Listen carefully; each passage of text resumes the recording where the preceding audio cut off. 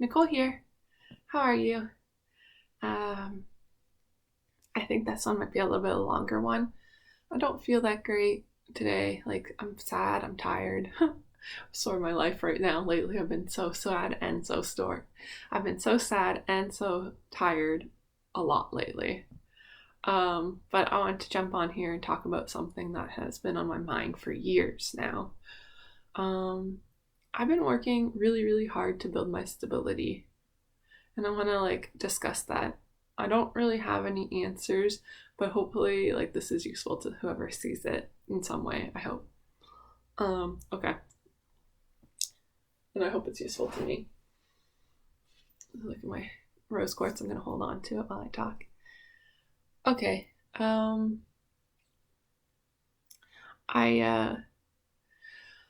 I look down a lot. I'm not actually looking at notes. I'm just thinking. Um okay. I've been working a lot on trying to build my own stability, and this has taken shape in different areas of my life, like financially. Okay, so what happened in order for me to build my financial stability, which I don't feel stable, by the way, which is why I feel sad a lot of the time, is that I went to university. So out of high school, I was like, I know I'm going to go to university. I'm smart. This is going to be the way that I'm going to become financially independent from my parents. Um, and so I went for nursing. I did a year of nursing, and I didn't fit in there. I really didn't. um, I dreaded graduating. Even though I didn't like school, I dreaded graduating because I didn't want to work 12-hour shifts. I didn't want to be a nurse.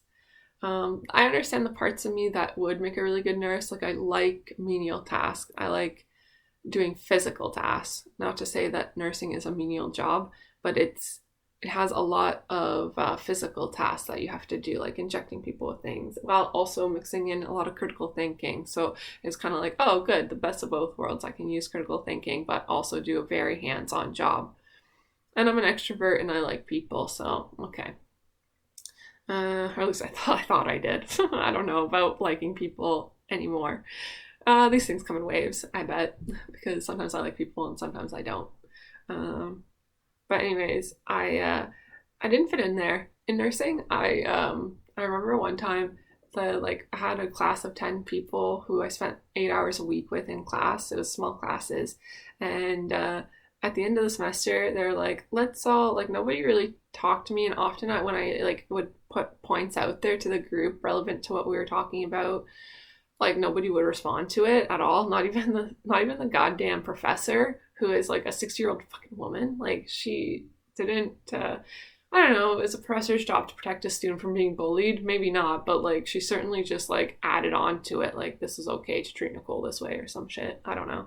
But anyways, I remember one time we were like, okay, we're going to have a potluck to celebrate the last class together, or these 10 people, and then they told me that I had to bring the fruit. Well, I was the only one who took two buses to get to school. Well, this was first year nursing. Everyone else lived on a campus.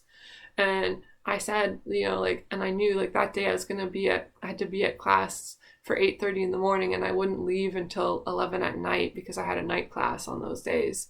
And so I said, oh, I don't know if I'm the best person to bring the fruit because I have to take two buses to get here. It's going to be hard to keep it cool, and to transport it. And they just looked at me. They didn't say anything. And I said, okay. So I was 19 years old. I was a lot younger than I am now. And that was 10 years ago. But they, anyways, so I was also didn't have a lot of money.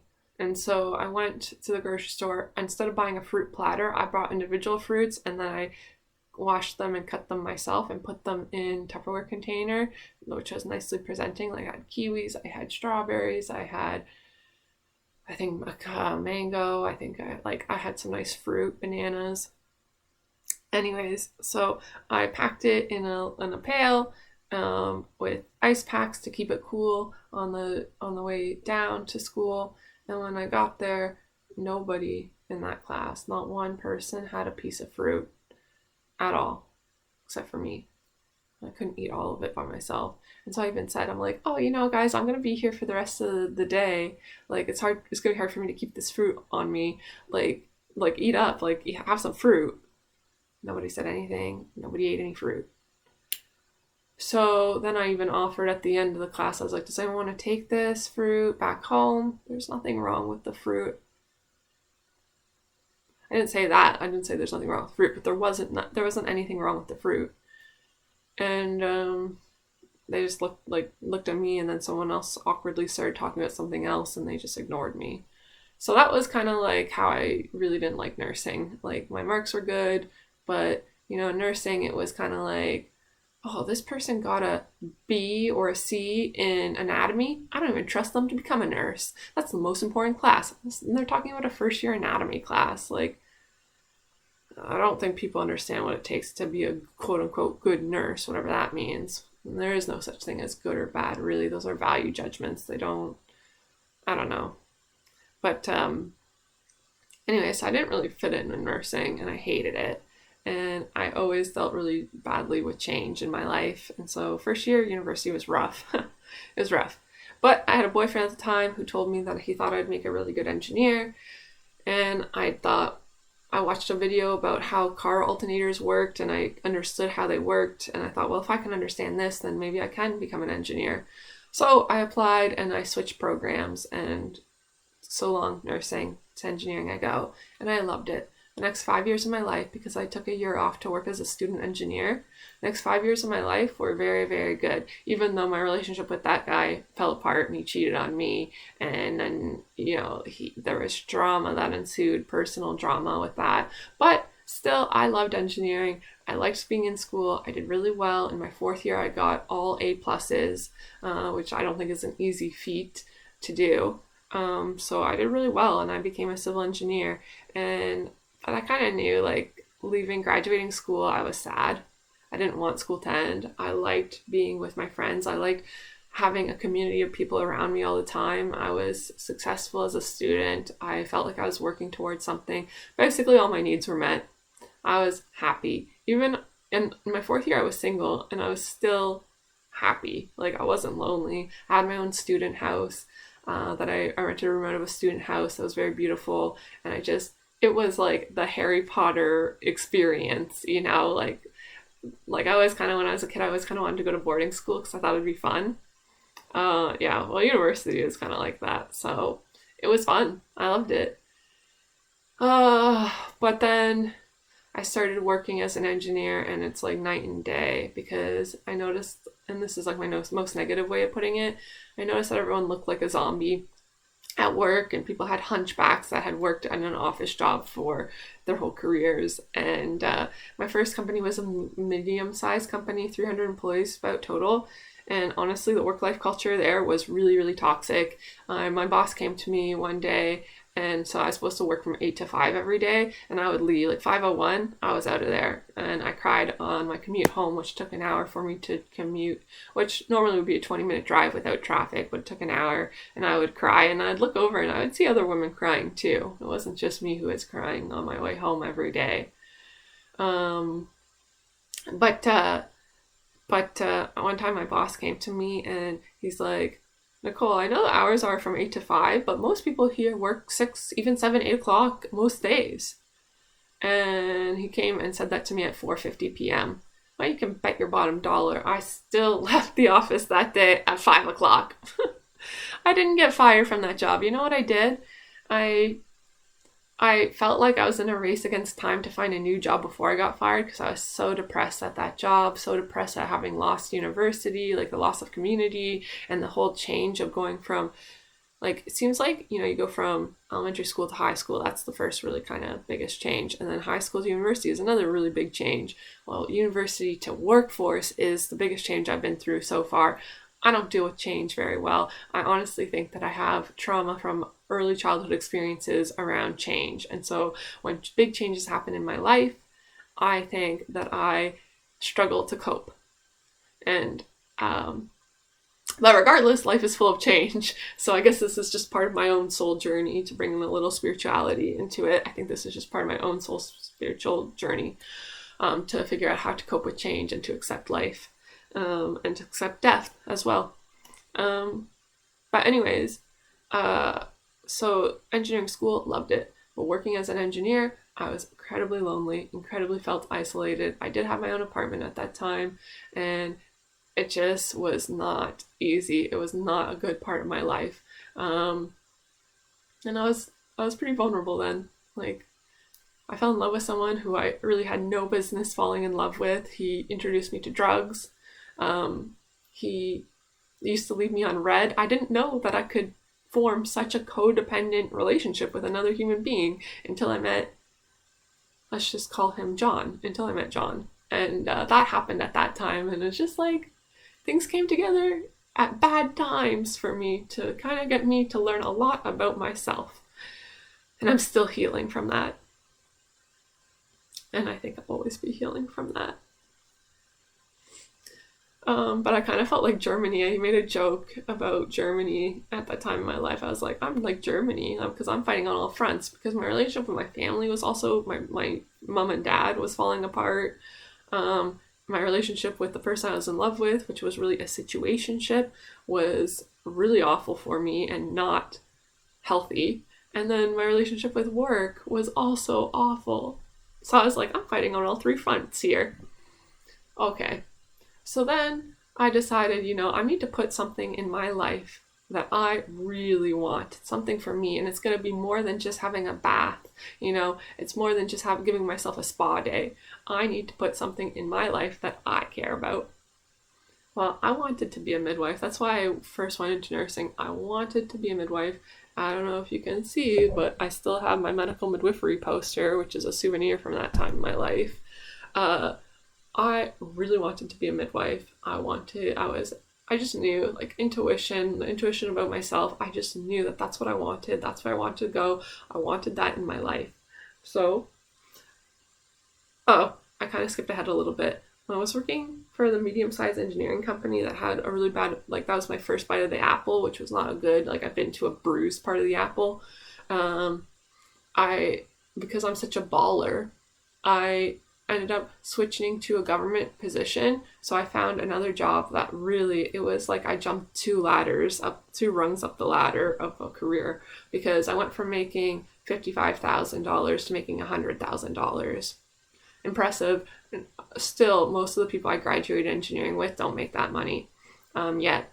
And so why was I so good at engineering and getting the jobs that I wanted? I'm very good at being interviewed. I'm very good at doing what it takes to get what I want. I don't know. It's less like I wasn't a good worker at that first company. I really didn't produce a lot of work, but I learned a lot there. I took what I took from that job and I moved on. But by that point, I already had made the decision to go to midwifery school. So yes, I quit my $100,000 engineering job to go back to school for midwifery.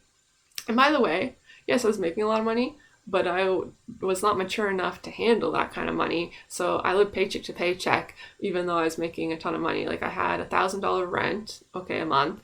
And then I was doing flying lessons. I bought clothes. I bought a lot of food, rock climbing. I just did not save any money. Okay. So my financial situation now is still, it's not dire, but I have student debt because I didn't use my money when I had it wisely at all. And I was too young, and I'm not going to beat myself up over that. And I don't really have any regrets about that. I just know that now I want to live a more sustainable life, because I saw what it was like to not, and it wasn't good. It didn't make me happy at all. It made me sad and scared. So anyways, I was working for the government, and I was really bored and still very, very depressed. And my relationship with John was over by that point. And so I was like, I need to put something in my life that is for me, that's going to help me build my own stability and find my own peace in this world.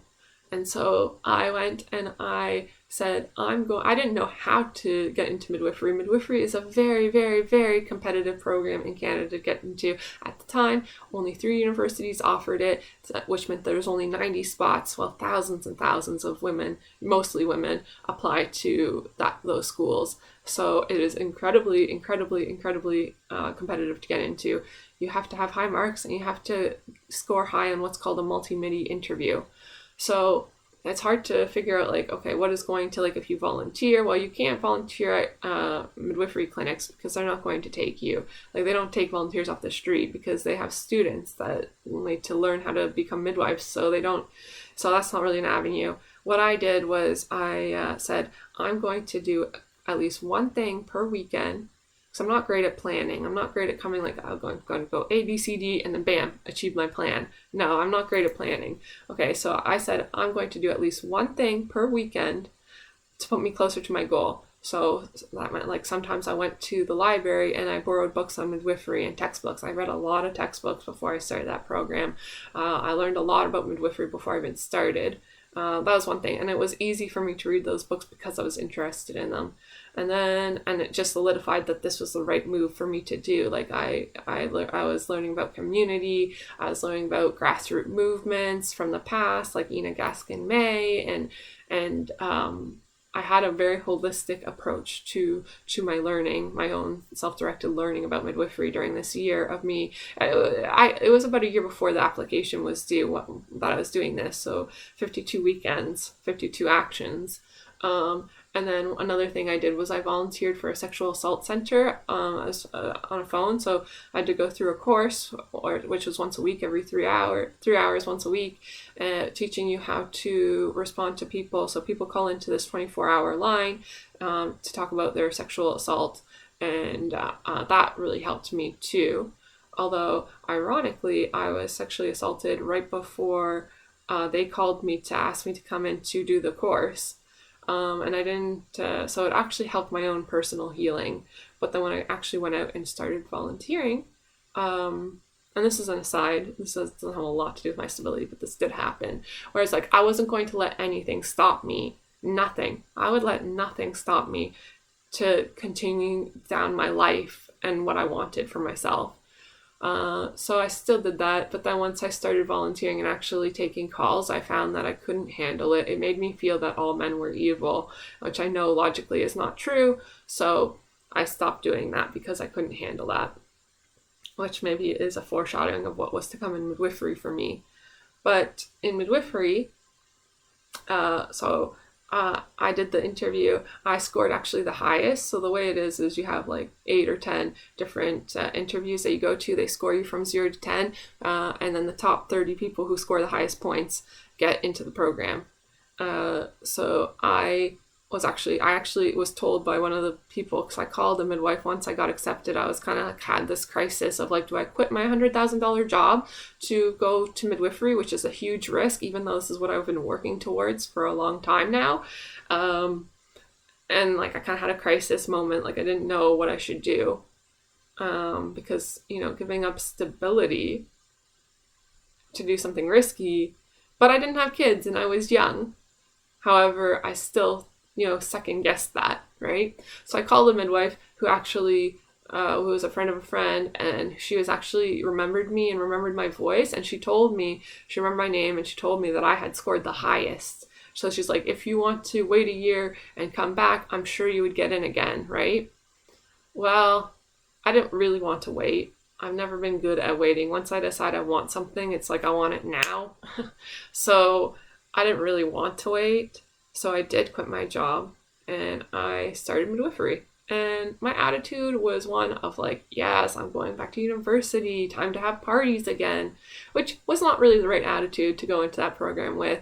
People there are very different than me, and it was a very Patch Adams experience, but I got heavily bullied, even though I'm very smart, even though I got all A pluses in midwifery. So like the first year and a half is course basis, I got all 12s, which is A pluses at MAC.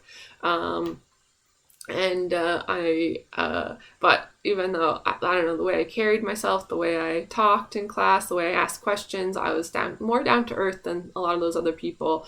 And I found them to be very insecure in themselves, whereas I'm not. Even in the face of failing, I'm not that insecure, because I recognize, and maybe this is part of my personality, but I recognize that if you fail, it's not a big deal, because you can try again and you're guaranteed to do better the second time around. You'll learn. Like, learning is sort of my superpower, which is evident for how I mastered university and got really high marks. I didn't start off getting high marks in university. In first year engineering, I failed every single midterm I wrote, But I squeaked by, and by second year, I had kind of figured out the game of how I learn and how to get marks, and yeah, by fourth year, I was at the top.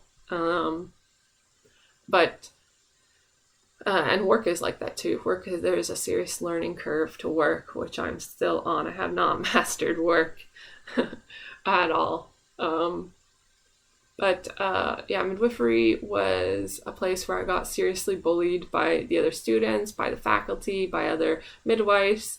They wrote a letter, which I talk about in previous videos. I mean, I say that midwives are bullies and stuff. Well, like, I had a lot of negative experiences there. It was a huge disappointment.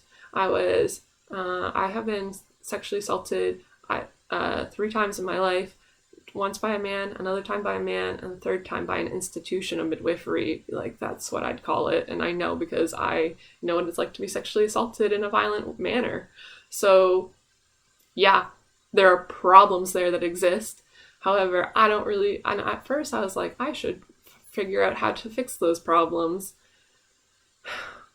I don't really think it's up to me, because what I'm focused on now is building my own stability. Okay, so my preceptors, when I got into my first placement, lied about me and wrote a letter. I sent it to the dean of the midwifery department without telling me, saying I was incompetent and unprofessional. But they had a lot of lies. They had a lot of lies, and they had a lot of things taken out of context. And I realized that one of my preceptors had been recording absolutely everything I said after about 3 weeks into the placement, because she had long quotes that I recognized that I had said, taken out of context, but long quotes. So either she has an incredibly super memory, or she was recording me on a tape recorder. I believe she was recording me on a tape recorder, which really, to me, is a serious invasion of privacy, which is ironic now that I make this YouTube channel, which is all about my life and trying to help myself figure out and organize my life from a very talking to the human collective. And if it helps other people, that is great, and I love that. But it's ironic that I should make YouTube videos when I actually do care quite a bit about my privacy. And when I realized that she had recorded me with a tape recorder, I just felt so violated. The whole thing was violating, actually, and it hurt my relationship to work, because I still get scared sometimes that I'm going to be screamed at, which I was literally screamed at by my preceptors in midwifery on multiple occasions. And then they even indirectly accused me of doing things that were completely unethical that I did not do and that I wasn't guilty of. And so it was very, like, it was not a safe place to learn, which is the whole point of being professional, is so you have a safe place to learn and work and grow. So yeah, that was a dark chapter, actually, but I am proud that I did it. I mean, it was something that I put into my life. And then the pandemic happened right before my first placement. So, and I had just turned 28. Well, when you turn, so this is more about the stability and building my own stability. Everything I've done in my adult life has been aimed at trying to build my own stability, which is why I'm so sad, because I'm not trying to blame the outside world for me not feeling more stable in my life, but I do think that there is some deep connection there, because the world seems to be so unstable, and it has been unstable for a long time. And when unmet needs go unmet for too long, we see bad stuff. We see violence. We see climate crises, catastrophes. And I'm just like, how do I build my own stability given an unstable world? How? I feel like you probably feel the same way that I feel right now, because this like the millennials and younger generations, older, everyone. But millennials, that's the generation I'm in. And I grew up thinking if I work hard, if I go to university, if I get good marks, I'm going to get a good job, I'm going to get married, I'm going to be able to buy a house with my husband, and I'm going to have a baby, and it is going to be wonderful. I mean, look at what I painted. Look at what I painted. Pumpkins represent prosperity. And I don't even know anymore. Things have gotten such that I don't even know if I want to have a baby, because I rewatched some of my older videos. I say very clearly, I don't see myself not walking away from wanting a child, which means that I used a double negative there. So I said more than once in my previous videos that I actually don't want to have a baby, which makes me cry, because part of me is like, I do. I just don't want it to be incredibly stressful and scary. I love children. I imagine myself having toddlers. I'm very, very, very good with toddlers, and I love children, and I would like to have my own child one day, but how? And I'm not talking about the birds and the bees. Okay, so back onto it. Midwifery ended. I almost got expelled from midwifery. I got threatened to be expelled. So I wrote a letter addressing all these concerns, defending myself, and I sent it to the dean's boss. And I sent it to everyone in the health science faculty so they would all know what is going on and the problems that exist. McMaster University, you should feel ashamed to be associated with the midwifery education program. You should. Okay, it's not a good program. It doesn't produce good midwives. It produces midwives that are very insecure in their own skills and competency levels. Not all midwives are bad. Many midwives are very good. But if you find a good midwife, it was more on her doing it than on a good program. It's not a good program. Okay, I did civil engineering at McMaster. That is a very excellent program. It's a much older program. It's good. Okay, teaching is a skill that doesn't automatically come just because you master the subject. Teaching is its own separate skill. And McMaster University, yeah, your job is to do research, but more importantly, your job is to teach students. Teaching is a necessary, important skill that I hate to see when it is overlooked, and it is overlooked in universities a lot, and that is a huge problem, and I don't accept that. Okay? This is just coming from one perspective. Remember that, okay? I didn't do research to find out what every single midwife thinks or every single student thinks, but from my perspective, this is how I see it. Sample size 1. I'm being honest there and trying to be fair. Okay, so there's obviously some hurt there for me, and it did hurt my relationship to work, which is necessary for stability as I see it in this world. So that was not nice. Not nice. Anyway, so I decided so I wrote the letter, and then they told me, no, you're not going to be expelled. You can come out to the program anytime within 5 years. So I feel like I won that battle. The war of improving midwifery and as a system is a war. I don't know how to win that war, but I certainly won that battle. But will I go back and become a midwife? Absolutely not. Why would I hurt myself in that way? I won't. I won't work in a sector that is full of bullying. It's a bullying epidemic. No, I have enough self-respect not to do that to myself, even though I made an excellent midwife. I actually did.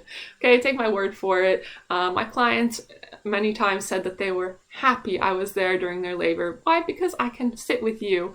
You know, if I'm willing to be this open with my own emotion on the internet, you can bet that I am somebody who can sit with pain. Whether physical or emotional, I can sit with other people's pain.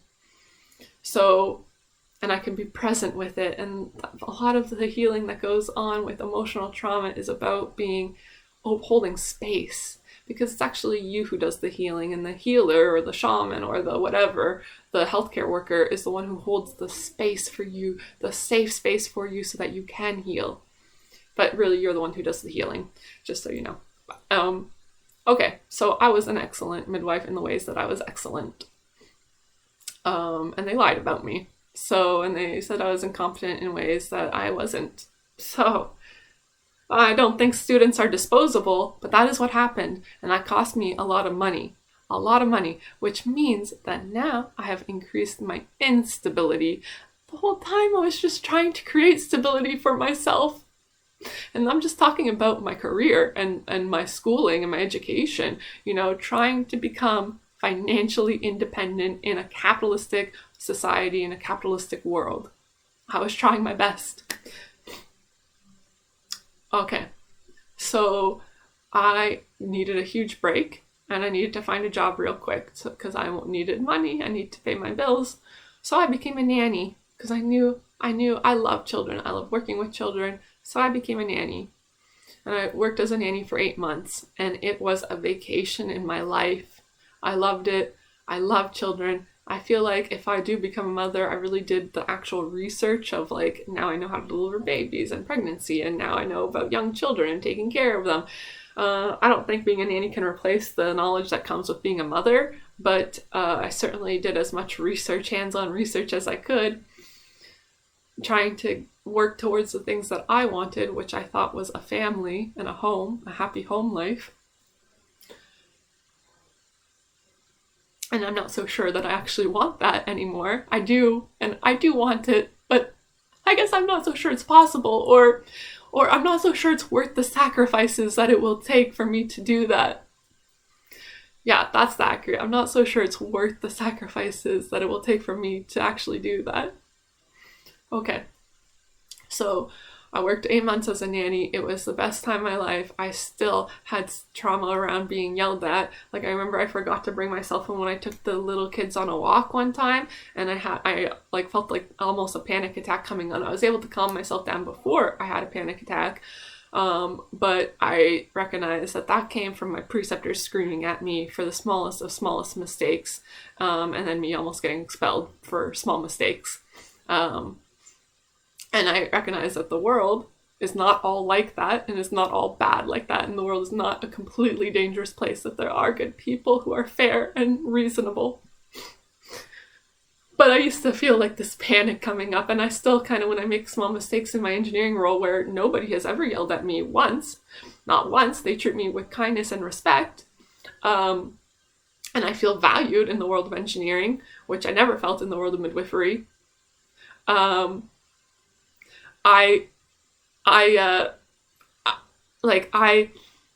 still feel panic arise when I make mistakes, even though I've never been yelled at by an engineer. So, yeah, I think that my midwifery experience, although I'm happy I did it, I don't regret it. I am really glad I put that in my life for myself. I'm proud that I went there and did that. I didn't realize that it was going to hurt me in some way, and it did. But I'm healing. People heal. People grow, they heal, and I'm still healing. Okay, so then I went back, and the kids that I first was a nanny for, I nannied for 3 different families, and the first one, the kids went back to school, and then my last child, she was 16-month-old baby girl. I see it as I loved her. I loved her family. That's the thing about being a nanny. Nannies love their families. I truly wanted what was best for the children I took care of. I truly wanted what was best for the parents. Being a nanny is a very interesting job, especially coming into somebody else's household to help raise their children, take care of their children. You fall in love with them. You fall in love with them, and you become part of their family, whether they see it like that or not. Everyone has a different sort of take on this. But I felt that way. And I miss my families. I miss my family so, so much, and I miss my baby girl, and yeah, I miss it. But the thing was, I always aimed at building my own stability. I couldn't afford to be a nanny and pay off my student debt, and I was living with my family. I was living with my parents, who I still live with. I've accepted that. I'm not ashamed of that. I don't see myself working towards buying a house as working towards me building my stability. I want stability. I want to feel like my life is stable. I want to feel as though I'm living a sustainable existence myself. And that means having a place to live, being able to afford food, and having mental stability too, and having mental health, physical health, having good mental health, having good physical health, having a significant amount of financial freedom so that I can live in my own house and buy food or grow food and to be able to explore the world and what the world has to offer. I want that for myself and I want that for everyone else. And I think that we all deserve that.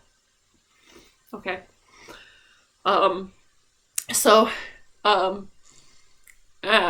I did, after 8 months, I did find my way back to engineering. I had to, which was, I didn't want to leave that child. I wanted to take care of her. I had formed a bond with her, but I wasn't living a sustainable life. I couldn't afford to pay down my debt. I couldn't afford my student debt. So back to engineering I went. Well, I've accepted that I'm an engineer. At first I was like, no, I'm going to become a midwife. I want to do what I want to do. Okay. Well, midwifery had another consequence which made me like and value engineering more in myself. I like my work, but I don't like having to do it from 8 to 5 Monday to Friday and having the show up culture of like I have to be there. University's not like that. University, you know exactly when all your deadlines are, so it's a lot easier and you have the freedom to do the work when you want to do the work. Okay, so I struggle with this. I don't know what solutions they can be in place. I mean, I work from home 3 days a week, and that is a big godsend for me to be able to maintain my mental health while doing this job. But I find that it has been a difficult road because I've had to really, really work hard on my mental health so that I could do this job because I want to be debt free. I want to have a child, I think, but I don't want to do it when I feel like I don't like my job. I'm not sold on my job. I don't know how I can bring a child into this world when I am this unhappy and this unstable in myself. And I don't have any answers right now. I've been working on it's like a PhD. I've been working on this for years, and I haven't figured it out. For me, of course, each person has to do this for themselves. I can't, what's right for me is not going to be right for you, and vice versa. And what is upsetting me is that it's been very difficult and very, very, very challenging. Long term, I do plan on becoming a teacher, although I don't know how realistic this is because I'd have to take a pay cut to do this, and that's hard. That's hard. And with inflation and gas prices and housing crisis, nobody can afford a house. Who is buying these houses? Large corporations are buying houses up. I don't know any of my friends who all make a significant amount of money who are not living with their parents. And even 40-year-olds, I mean, I'm 29, but even 40-year-olds living with their parents, it's not wrong, it's not necessarily bad, but I'm just saying that it's because people can't afford to do it like they could before. We've gotten poorer, and I actually think it's better to live with your parents. It's more sustainable. How people get rich, like when you see giant mansions, like I was actually in a really beautiful place that had beautiful old houses that were huge, all of them, and I asked myself, how do those people afford that? I'll tell you, most people that live like that got it because they inherited wealth. Okay, and the way that you inherit wealth is you pass your wealth down from generation to generation. The way you do that is you give your children your house. Okay, so I will live with my parents and I will take care of my parents in their old age because I care about making sure if I have children of my own, I care about increasing the wealth through generational wealth. Okay, pass down your assets to your children. Don't sell them and then spend all that money on your retirement and living in a nursing home, which, by the way, most people don't want to do. Most people don't look forward to living in a nursing home when they're really old. So I'm going to organize my life so that I can take care of my parents, which I do now anyways. They're quite, they're independent. They still drive, but they are getting older. So this is what I'm doing, and I've made peace with that, and I've made peace with my lovely house that I have and I love. And yes, I live in the suburbs, and I'd really rather live in a house that has tons of land around it, but that's not what I have, and that's not what is within reach right now today for me. Okay, so my stability has once again been like destabilized to some extent. I hope to find a job that I like more, that is more suited to my day-to-day needs. And in the meantime, leaning towards the things that are good in my life and the things that are working, and focusing on what works and moving more towards those things. So I like the camaraderie at work. I like solving problems together with other engineers. I like working with smart people. I like coming up with practical solutions. So this is what I am doing in my life. Okay? And that's my career. But stability, I think, is more than just career, because I have real social needs. I do think I want to get married one day to the right person. I've had very bad experiences with men in my past. And one of the things that really makes me feel upset was this last week I actually thought that I was pregnant with somebody who I don't think can give me any kind of level of emotional stability, because he's unemotional. Like, well, I don't even know exactly what people mean when they say this, but this man that I thought I was pregnant with, and I was incredibly stressed about over like the last 2 weeks, is not emotionally available, or has not just never like seen like I see it as like a codependent relationship where I'm the anxiously attached one. There is a lot of chemistry between me and him. I certainly think there's a lot of love between me and him. However, it's not stable.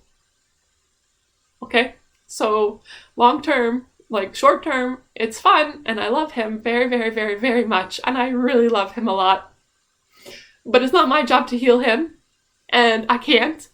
And so, okay, this person is not my boyfriend, and it's not a stable relationship. I want a stable relationship. I want a stable financial situation, and I would like a stable relationship with a man, because I don't want to be alone when my parents die, and I don't want to have to face the world alone. I just don't.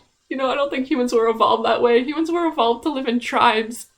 Humans were evolved to have like a camping experience realness where you hunt and you gather and you live with people and you work like 3 hours a day, and the rest of the day you're like working in your garden and you're taking care of the children, you're playing games, and then you're singing, you're building campfires at night, and you're singing, and you're having rituals and dances and storytelling. We don't see that. YouTube is not, or media and TV and TikToks is not a replacement for humans who know each other getting together around a campfire and telling stories to each other. It is not a replacement for that. Okay? Not saying that YouTube doesn't have its place in this world. It does. So does TikTok and TV and social media in general. But it is not a replacement for a real human need that I feel I have. Okay, so what is so upsetting to me is that there is somebody new in my life who I'm trying to move slow, because I think I've been moving too fast with this guy, but he is really emotionally available. He is somebody who wants to have children. He is somebody who can provide children. He is somebody who can work with me. We seem to get along well enough. Do I feel in love with him at this point? No, I don't. But part of it is me being hung up on the emotionally unavailable person that I'm in love with. But I want a stable relationship, okay? Nicole, I want a stable relationship. And I'm scared and I'm terrified of making big mistakes. Maybe if I do force myself to settle down with this new guy, maybe it won't work, and I will feel awful for putting him through that. As it turns out, I'm not pregnant, by the way. So that's good. But I see myself like, I'm 29. I don't want to wait more than 5 years. I want it to happen within 5 years if I'm going to have a child at all. Some of these things, God's plan, some of these things are fate and outside of my control, and that's fine. That gives me relief, actually, when I say, God, it's in your hands who I marry. God, it's in your hands whether I have a child or not. Because honestly, I can't always deal with these big life decisions. Also, I do have trauma around change, and the biggest change that you can have is getting pregnant and having a child. So, I don't know how to deal with that. Like, do I actually want to have a child? But I can't commit to not wanting to have a child. Maybe I just want to work with children. Okay, all these thoughts swirl around in my mind. Um, I hope that whatever happens happens for the best, and I want to see a more stable global economy. I want to see more stable social relations. I don't want to see wars and conflicts. I don't want to see climate catastrophes. I don't want to see politicians acting in ways that create more instability long term. I want stability for myself. I want stability for the world. I want to feel safe. That's what I want. That is my deepest wish. And this is my Saturn's return. This is a Saturn's return story, is what this is. Um, because Saturn represents discipline and stability, and it kind of represents your true adulthood. So Saturn is in the same spot in the sky when you're born as when you turn 28. And 28 is called your Saturn's return. I'm not necessarily saying that planets have a real impact on us. Maybe they do. Maybe they don't. Maybe it's more like voodoo. If you believe in it, then it's real, and if you don't, then it's not. I don't know. I don't think it matters. It's a good metaphor, and I think it rings true that by the time you're 28, you really do have to start actually working on your stability. When I turned 28, my birthday's February 10th, lockdown and pandemic, and every single person on this planet impacted. Um, and it did feel destabilizing in some ways, although in other ways it felt stabilizing to slow down our lives, all of our lives collectively together. But I kind of went in like, okay, so like 2 years in, like, this pandemic will probably last 2 years, and that's how long it lasted, and now we're coming out of it. However, our healthcare system is still crumbling in Ontario, which is a serious concern. I feel like I have very limited access to healthcare, including my family doctor, who, it's like hard to find an appointment. And then even when you do, I feel like she is not making the right decisions for me in my best interest for my care, not the right test. It takes a long time to even get a blood test sometimes. And I know about the ins and outs of healthcare since I did it for 2 years. Like, I, it's not good. It's not good. It's not good enough right now as it is. What's happening with education. I don't know about elementary schools and high schools, but the general gist, I have a lot of friends who have PhDs who are professors. The general gist is that each cohort is getting worse and worse in terms of their academic abilities, which is a concern too, right? So I feel like these are destabilizing factors. Like, we need to work on the social stuff, healthcare, education, and infrastructure that we all share, right? Like land development, which is what I am. I'm a land development engineer. We need to build walkable cities so that we can foster communities that are healthy, so that you can be part of a community and not be isolated, so that you can foster healthy relationships with other human beings and not be lonely and depressed. I'm not saying everybody's depression is caused by the same singular source, but this is a major player that people don't talk about. How we build cities is political, and it is incredibly important to your life, your day-to-day life. You need a walkable city. You need to be able to walk to work. You need to be able to walk to the grocery store. You need to be able to live close to your parents or live with your parents, so that your parents can help you take care of your children, so that you can still work and maintain this household. If we insist on capitalism, which I don't see us just flipping overnight to like what socialism and living this tribal hunter-gatherer realness, I don't see that happening. So, how can we make things work given what we have now? I want stability for myself, and I've thought about these things so much. I don't know if it's right for me to get married to this person who seems to want to marry me. I mean, that's jumping the gun. We're not quite there yet, but that's seriously where we're headed, and it scares me. It terrifies me. Even though I want stability so, so, so bad. And honestly, part of stability is having a partner through this life, whether you're a man, a woman, whatever, gay, it doesn't matter. Having a partner to walk through life with is something that will increase your stability. I'm sure of it. But I don't want to be with a toxic partner. I don't want to be with a partner who abuses me. I don't want to be with a partner who doesn't see me as on their level and takes what I say. Like, it's a partnership. It's a collaboration. It is a business deal. And it involves love. So It's complicated, incredibly complicated. But I don't want to live alone forever. You know, I don't want to. I'm scared of that. So, there it is. That's the truth of the situation and the reality as I see it right now.